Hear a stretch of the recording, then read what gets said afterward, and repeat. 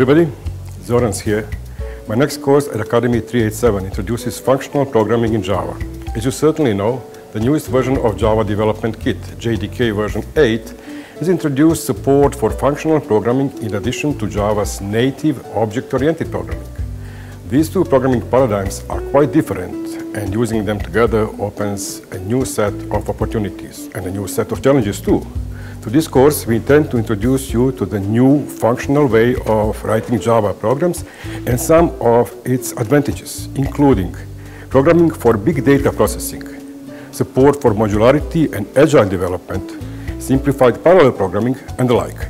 We'll also pay special attention to rewriting legacy code in accordance with the principles of functional programming in Java 8. This is a course on a very contemporary concept of significance for your further development as a programmer.